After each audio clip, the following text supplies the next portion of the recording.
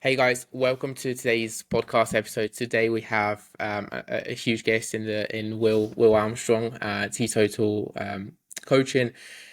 Will, could you give us a bit of an introduction? Who are you? What do you do? And we can kind of pick it up from there. Yeah, sure thing. So my name is Will Armstrong, and I am known on Instagram as the Teetotal Trainer, and I am a teetotal coach. So I help people who struggle predominantly with either alcohol or cocaine to break their habits, build healthy habits, and fulfill their potential. And that's the general overview of what I do. It's a very unique position, a very unique kind of message. Um, what's the story behind that? I do agree. It's very unique, and I found that's because most people would be uncomfortable talking about these habits, let alone sharing it on social media. But it is based on my own experience. I used to drink a lot. I used to take drugs, and going back, looking back through my, let's say, my teenage years, I realize now, being years out of it, that it was mainly due to the fact that I was quite a shy teenager. I had a lot of anxieties, and alcohol was a really good way to get quick confidence. It was like I was always looking for a shortcut. It was a great shortcut. And over the years, I would heavily rely on my alcohol to do the socializing for me. And eventually, that led me to not graduating university because the more I drank, the more anxious I felt, and the more anxious I felt, the more I drank. And as we know, if you're hungover, you're not the most productive version of yourself. Uh, if you're drunk, you're definitely not the most productive version of yourself. So I would miss seminars, I'd miss meetings, and eventually I left university. Ended up working in hospitality, moved to London. I still had that drive inside of me. I wanted to be the best, but my social anxiety dictated a lot of how I acted, what I thought, and whether I was now working in an industry that encouraged alcohol, and I didn't know at the time it encouraged drug use as well. So I was living in this party lifestyle. So it wasn't just about the weekends where I would go out and drink. It was every day. It was work. And over the years, as the body does, just adapts. I got better and better at dealing with hangovers and drinking and drugs and hiding it, and that takes its toll because it eventually catches up with you. And I think I was around 27. My anxiety was at its peak. I was in the role in the industry of my career that had the most amount of responsibility. And I had the most amount of anxiety day to day. It made me realize that something I could see the future looking in a really, really destructive way. And I thought something's got to change. I remember waking up one day and I just thought, I'm done. I don't feel like this anymore. I didn't decide to stop forever. That felt too scary. It felt too dramatic. So instead, I just said, let me try a week. I just want to go a week, no drinking, no cigarettes, no drugs. Let me just clear my head and see how I feel. And as you'd expect, I felt great. I felt clear. I felt calm. I was sleeping better. So I thought, okay, let me do 2 weeks. I did 2 weeks, but even then I was like, well, I'm not going to stop forever because that's drastic. That's too extreme. And after 2 weeks, I drank. And I didn't drink like crazy, but I just went for a normal night out. Next morning, I was a bit foggy, hungover, but I missed waking up being fresh. I missed feeling really good. And I thought, I don't want this anymore. I don't want this life. And I used to run a private members club in London. It was ingrained in the culture of what we did. And I started to question everything. And I knew in my head, I was like, this is what I want. I want to feel fresh. I want to be out of this. So I tried things like 12-step programs, and I just didn't agree with them. Sitting around talking about all of the shameful things that I've already beaten myself up over for so long. I didn't see how that was going to be productive. I could see how it was comforting hearing other people's stories, and I wanted comfort, but even more than comfort, I wanted change. I wanted things to really change. And I found that I had a different way of doing that. So I started sleeping better. I started focusing on my diet. I started training more. I started meditating.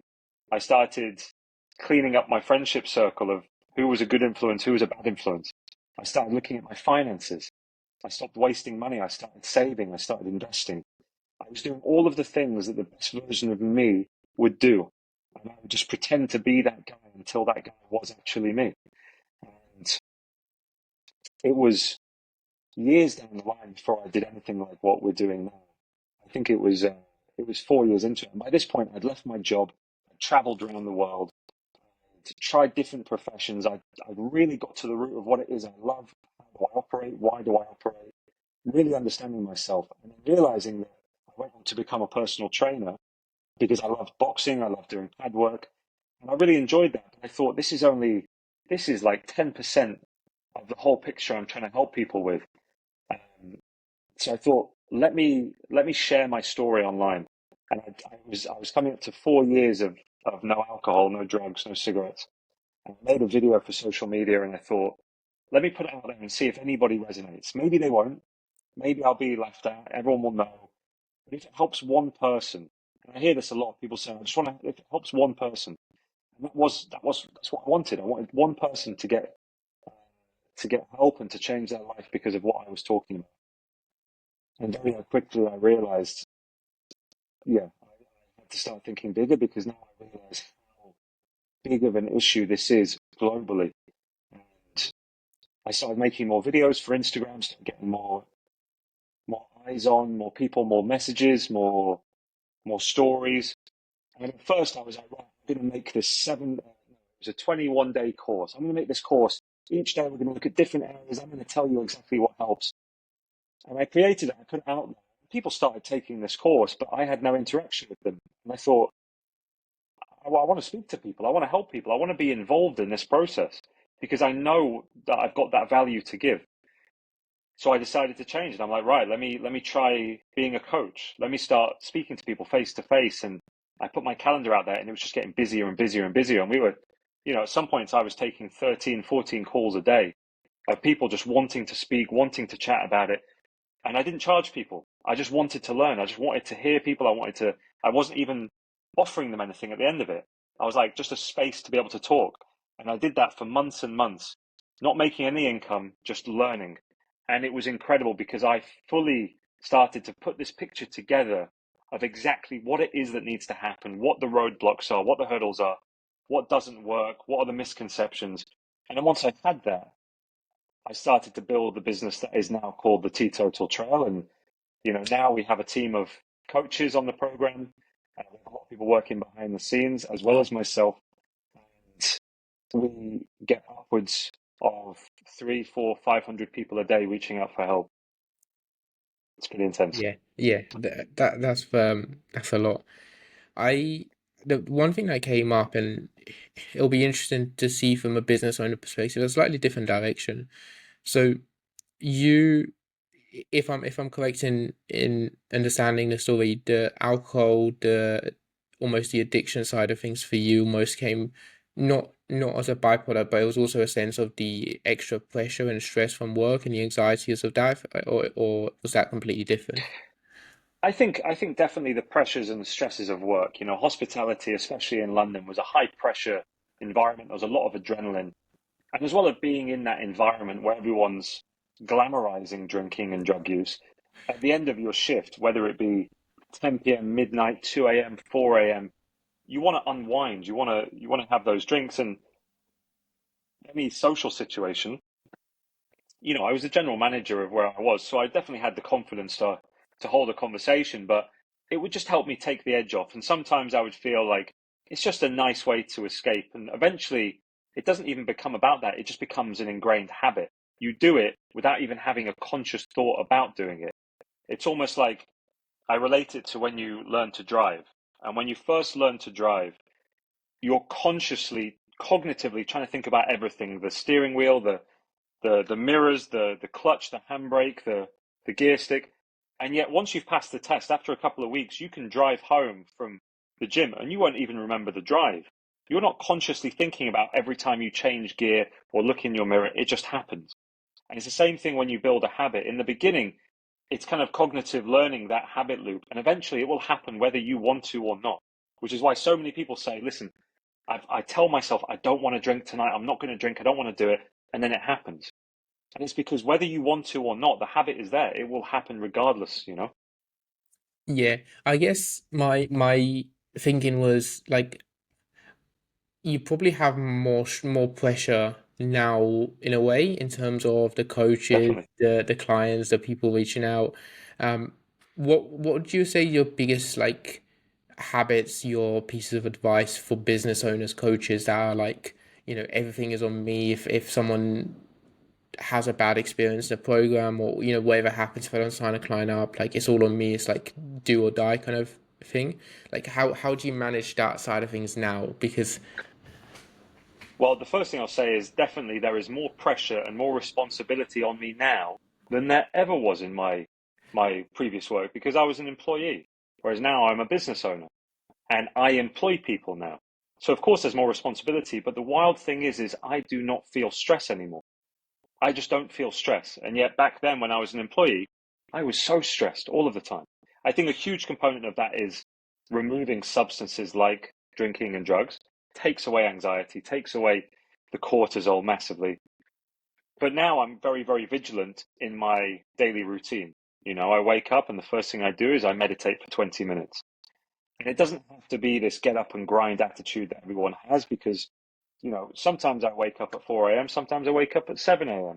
Sometimes I don't go to the gym. The one thing I know is that when I put these habits into practice, I feel so much better. And what I've realized as well, having a lot of other people doing similar things to an extent around me, other coaches, is a lot of people work hard, really, really hard. And I credit them, but I'm a big believer of working smart. I'd much rather spend 2 hours and do something that works than 10 hours and doing something that half works. So for me, a lot of the time is sat actually thinking. So when for instance, in the morning, if I sit there for 20 minutes and meditate, that's the most work I'm going to do all day because that's where the ideas come from. That's where the plans come from. And once I get an idea, it lights me up. I get that excitement for being creative, seeing if it will work, and then putting it into place and not expecting results straight away, but just being consistent with it. And the thing is, if you love what you're doing, you will do it to the point that even if you see results or not, it doesn't matter. And that's what happened with me. I could have given up on this so easily several times in the first couple of years because I wasn't seeing results and it wasn't happening. And people around me used to say, I think it's time to give up. I think it's time to let this go. And at times you want to believe them. You're like, oh, maybe they're right. And I had this inside me going, no, I can see you've got to be delusional in seeing it as a reality. And you think, no, I'm going to keep going. I don't care what anyone says. I don't care that I'm not seeing a return on this. I'm going to keep doing it because I know the value that this would have been for me. I know that value. And there'll be people out there who see that value.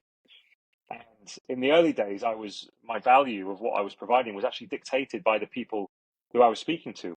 And obviously, it just drove the value down and down until one day I kind of had this moment. I thought, no, there is so much value to this. And from then on, everything started to change. And, you know, I've seen people who grind solidly every day. I've seen people who drift and don't do much work. And everybody's different. But for me, the one thing that is far more valuable is my peace of mind.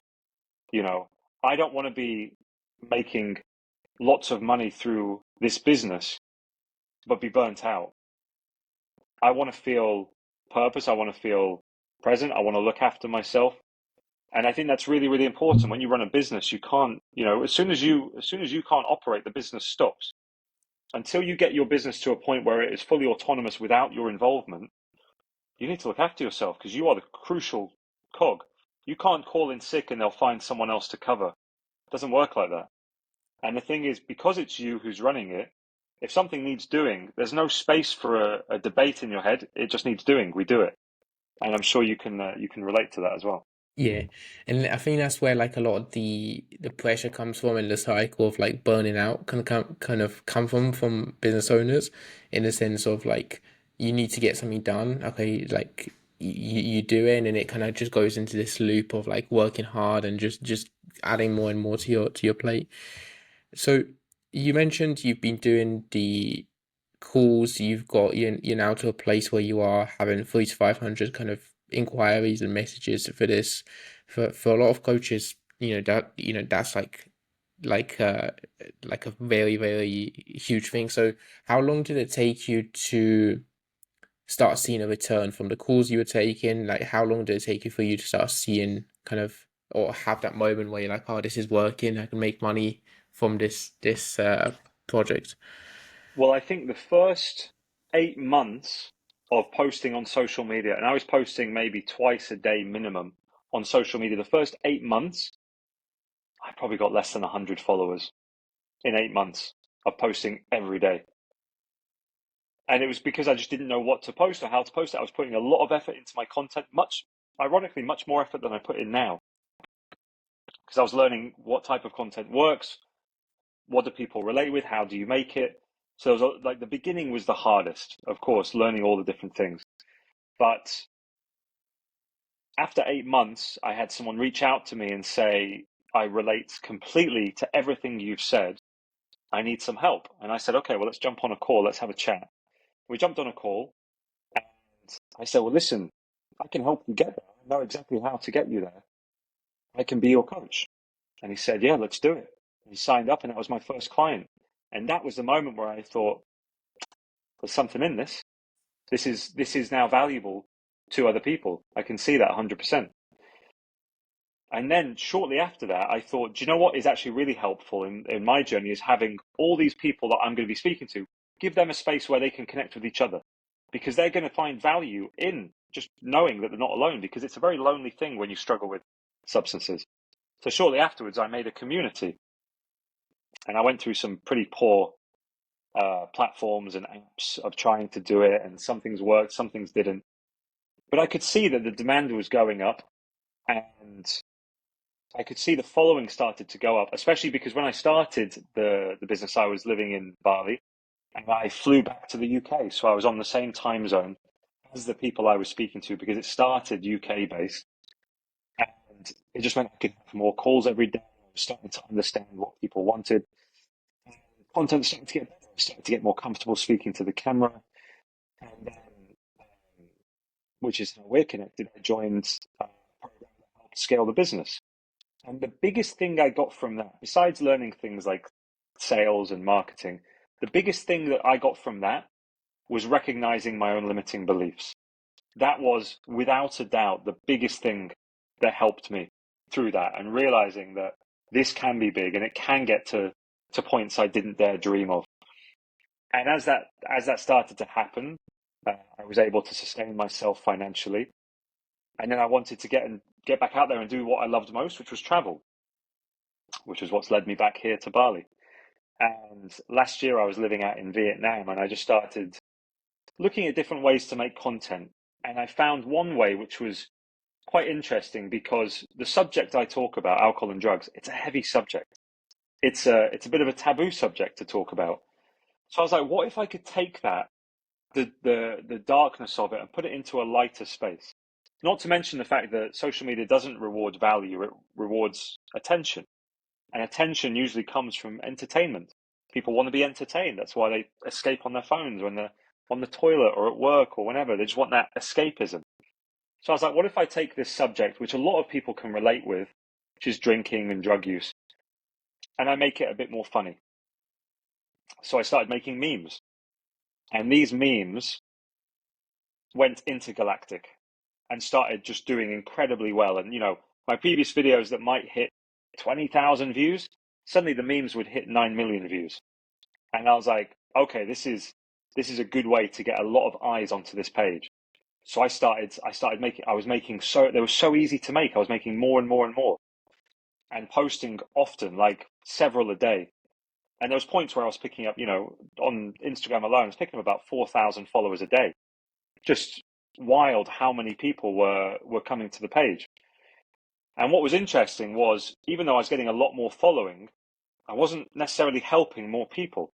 There wasn't more people joining my program. So I thought, that's interesting. Maybe I'm attracting the wrong people. But obviously, having a large following gives you an authenticity. It gives you the authority that there's a lot of people who are watching what you're doing. On top of that, I got shadow banned by Instagram because I'm talking about things, and they mistake it for me selling drugs, which is definitely not the case. But I am still shadow banned in certain ways, so my reach is limited. That's okay. There's plenty of people that I can help, and that's the goal. I'm trying to help lots of people, and um, there's also always a capacity to how many people we can help at once. However, what I did realize when you have a larger following, when you're trying to find the people that need help, it actually makes it harder. And I thought of an analogy like if you had a barrel and you put 10 coins in there, and one of those coins is chocolate, it's not a real coin. That's the person that's struggling. 10 coins in there, it wouldn't take me long to find that coin at all.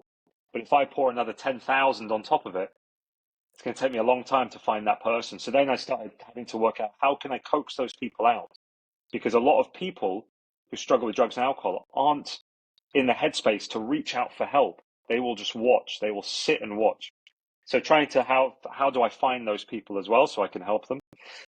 And we've now figured a lot of that out, and it's amazing. And I think the most important thing I've found is just being authentic. And the more proof that you can give that you are who you say you are, you can do what you say you're going to do, the more people are going to trust you and like you and say, right, I need help, and you're the person to help me.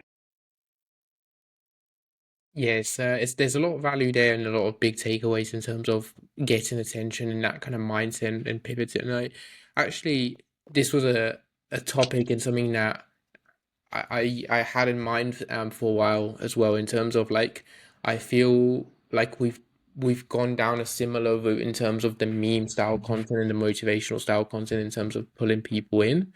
So that's really interesting to hear you've done it. Like, have you slowed down on doing that now? Have you slowed down on the memes, or is it still the same amount of kind of volume, or do you find it wasn't kind of worth the, or it was worth the hassle at the time, but it's no longer paid No, dividends? I stopped making memes altogether.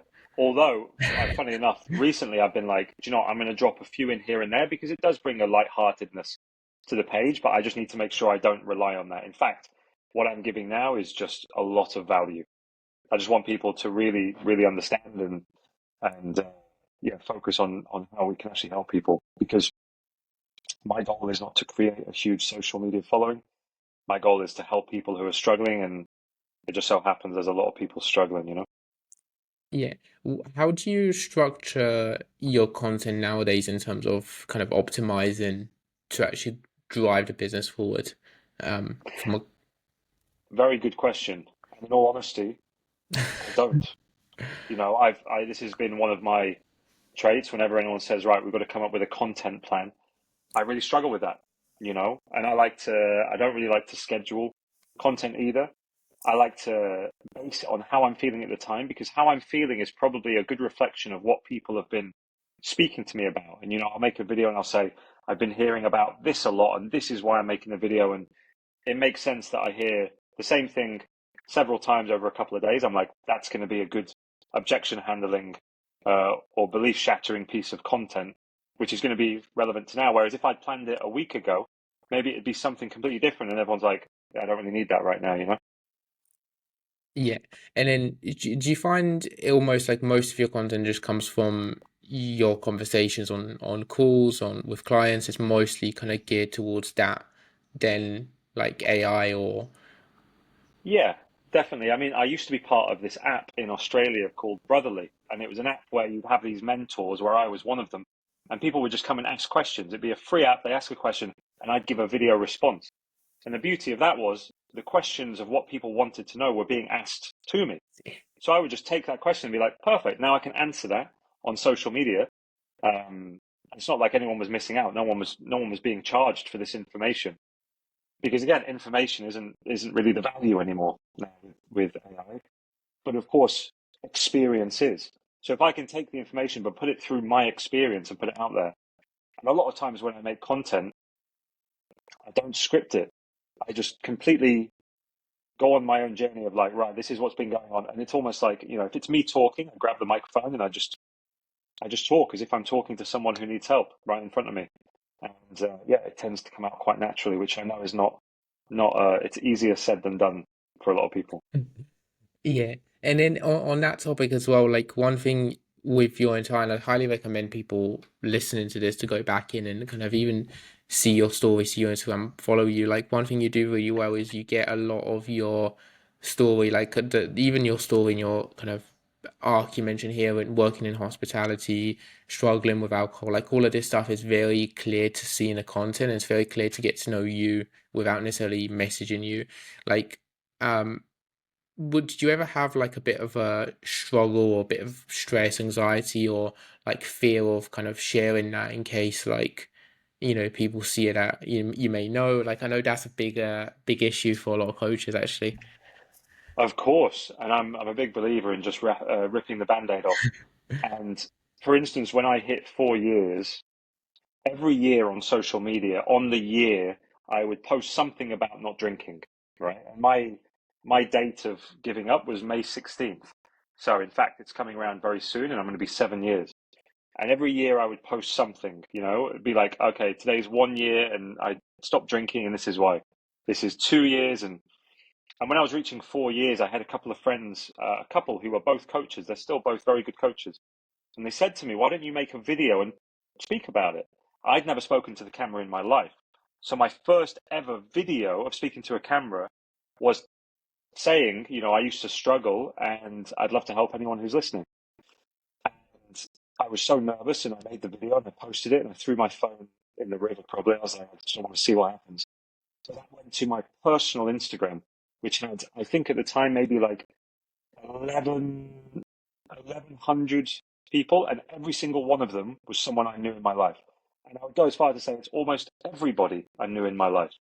So I was putting out a video to everyone. So it was almost like, instead of being like, well, I've told these people, I haven't told these people, I was like, everyone, there you go. And it was one of the most liberating things I've ever done, because suddenly no one can say anything to me that I haven't already delved into and dealt with myself.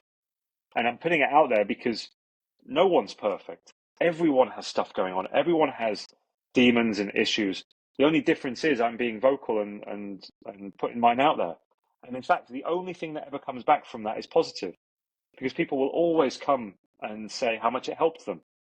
And you realize if anyone doesn't like that, then they're not really someone that I'm going to value, because being honest is a courageous thing. And then the first time I made a video where I spoke about cocaine, that was scary. That was really scary. And same thing happened. But when it went out there, so much resonation. Everyone was resonating with it. There was so much good feedback. The people that I was worried about seeing it were the first to message saying, "Well done." And you realize my mind was playing tricks on me of what was going to happen, but it was nothing like that. So I think, yeah, the only way people are going to get invested in you is if you're honest and you're authentic. And it's so clear. You go on social media now and you see people saying, so here's what you need to do if this is the case, or here's how you get out. And what I always think is, what's your story? How do you know that? What have you been through? And I think it's, I love telling my story, even being on here telling it now. I love telling my story because I know people will listen and go, that's just like me. I was in that position. And that is all it takes sometimes to inspire the next bit of action where you go, okay, well, if they can do it and they felt like me, maybe I can do it. And they take that first step. So I think it's so important to have that honesty if you're looking to help people with whatever you've been through. Yeah, absolutely. And like you say as well, like information is everywhere now. You can probably find all bits of content regarding coaching on fitness or nutrition with ChatGPT. So it's not the information that separates you, it's the um actual story and your experience in terms of how you learned it, which is huge. What would you say is kind of some of you or your biggest pieces of advice for for coach, for personal trainer, maybe looking to start or looking to build a business online and start kind of traveling the world, doing what you're doing effectively?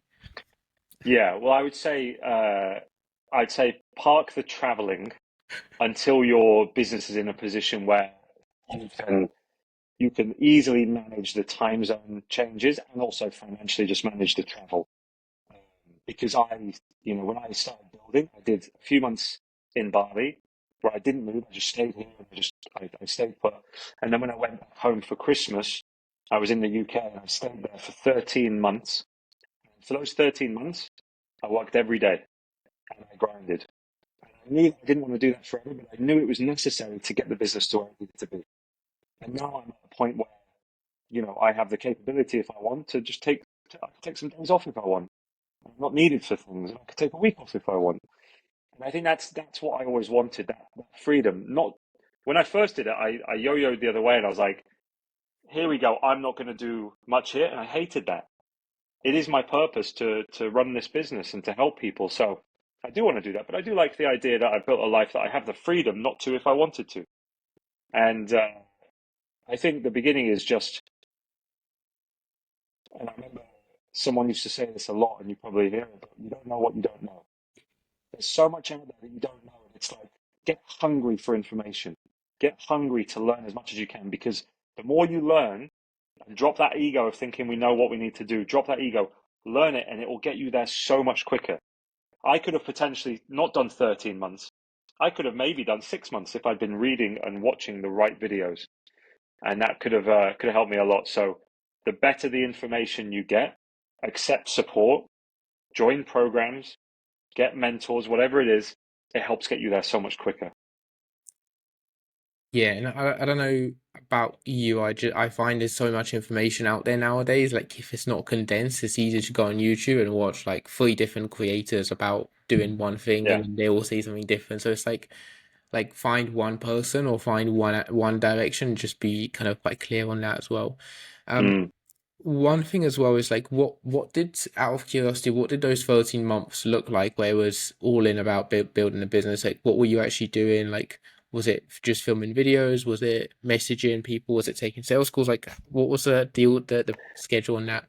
Do you know, it was pretty much exactly those three put together.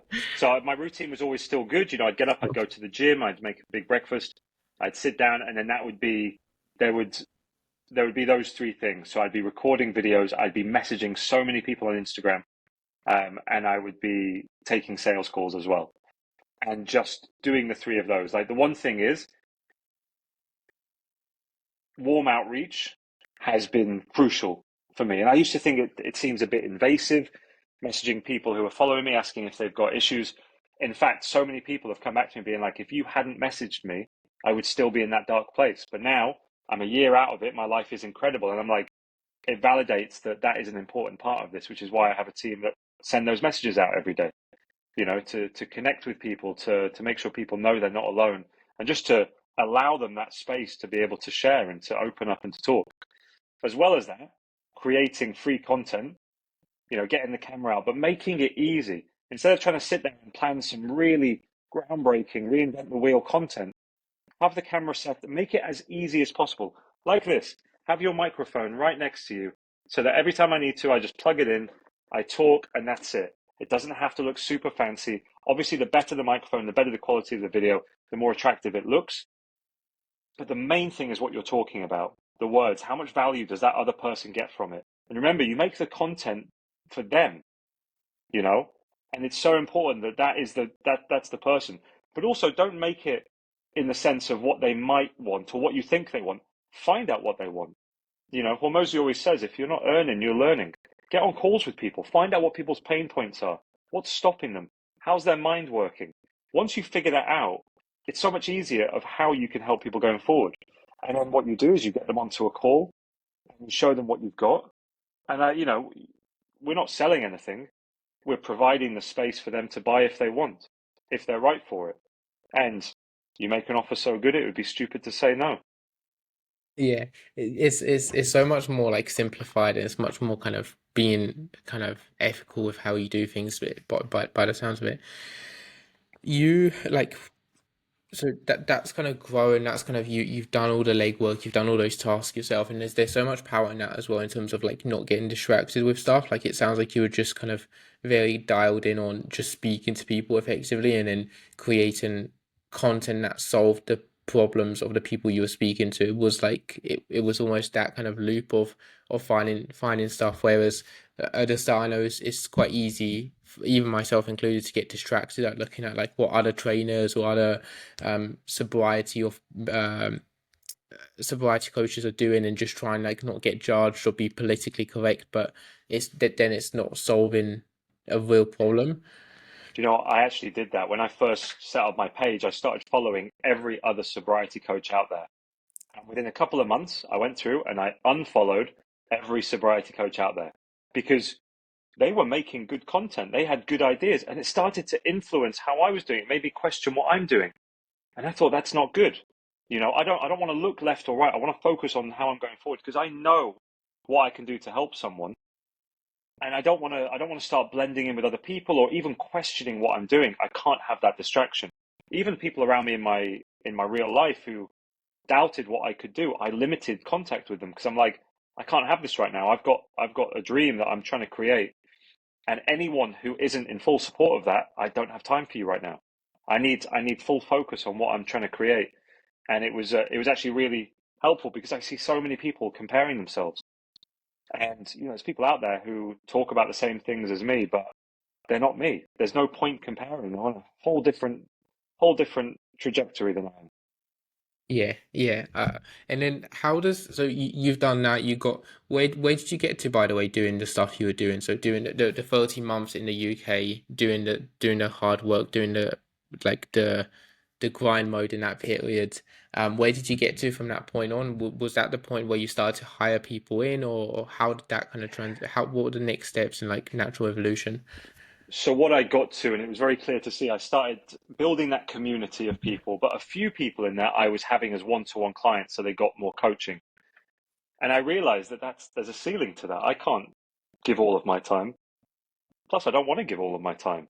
The whole point I wanted to create this and build this is so that I can have a life that I enjoy as well. And that is a life of freedom and travel. So I realized that actually, if people in there are relying just on me, there's a ceiling. However, I'd spent over a year training everybody in there how to do this. And a few of them started to come to the surface like they would be really good at helping others. And then two of the guys actually said to me, we want to start our own social media page. We're going to do something similar. I said, amazing. So good. Here's an idea. Why don't you start practicing with the people who are already in here? You start coaching them. So I helped them to coach other people. They started becoming incredible coaches. I would say they're better than me now. They're incredible coaches. And there was another guy who joined around the same time, and I was like, I want him to be a coach, but he was in the early days of his own journey. So I was like, I'll approach him further down the line.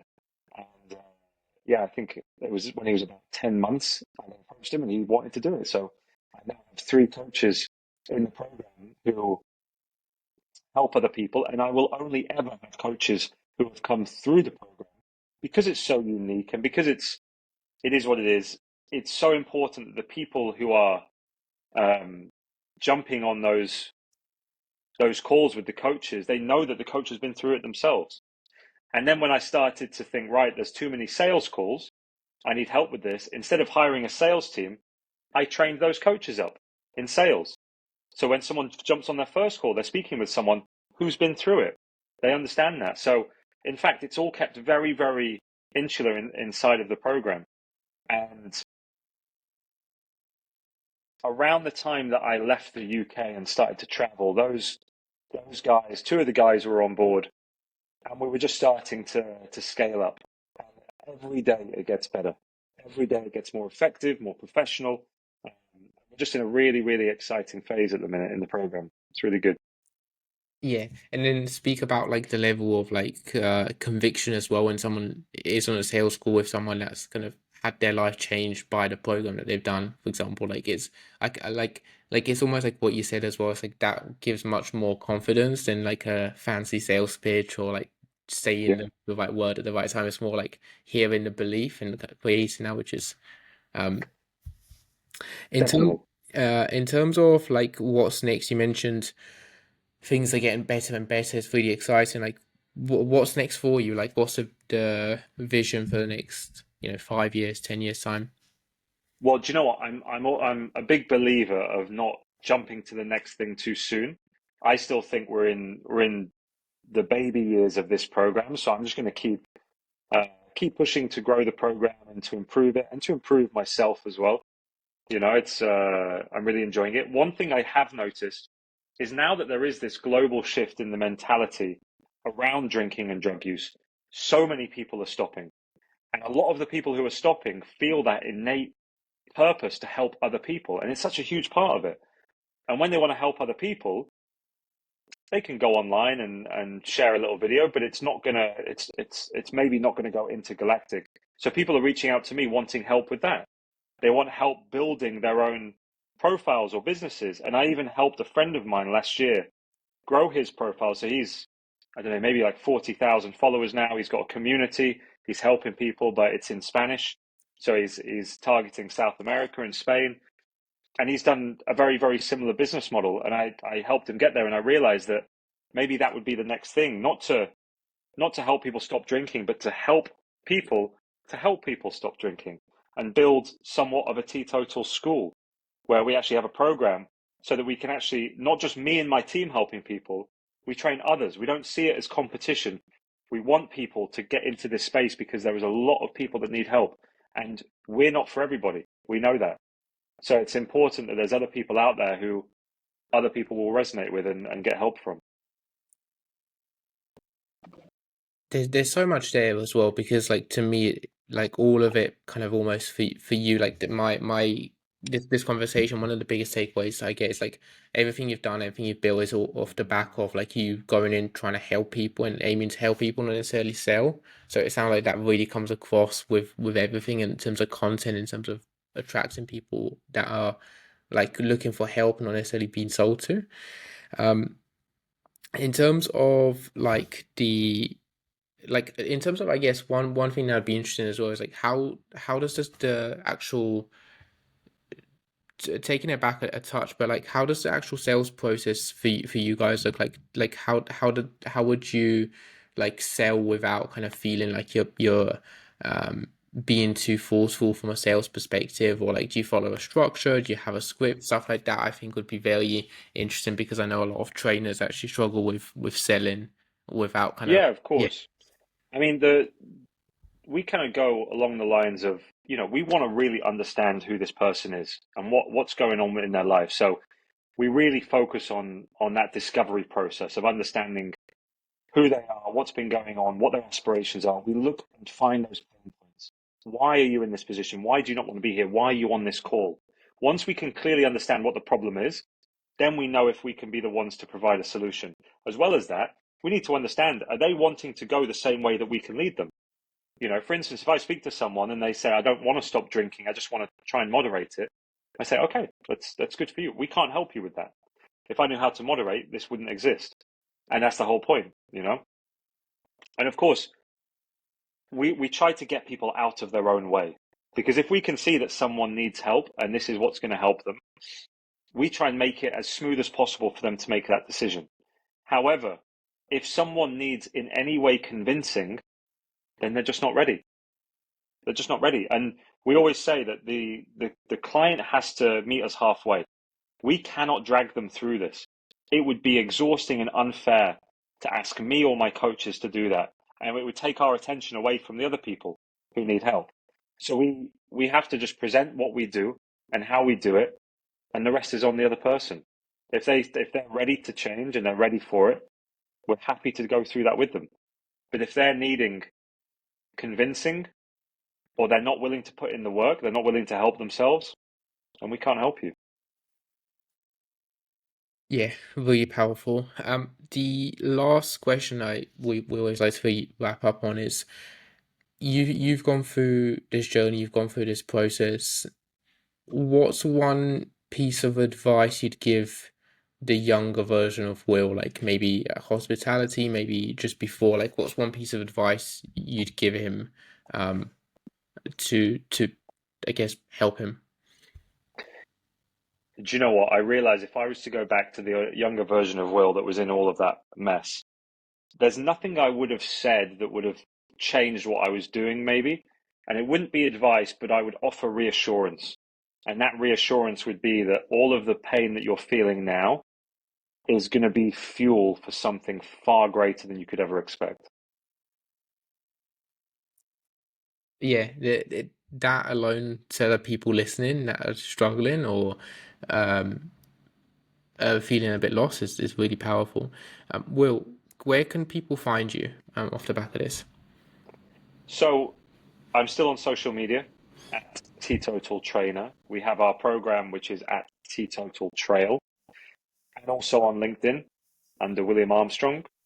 And we do a lot of our work through social media. So that's where you can find us. We also have a podcast called How to Break Free from Alcohol and Cocaine. And yeah, that's it. Awesome. I'll attach those links as well in the description of the video. But yeah, Will, thank you so much for jumping on. It's been a pleasure, man. Thank you.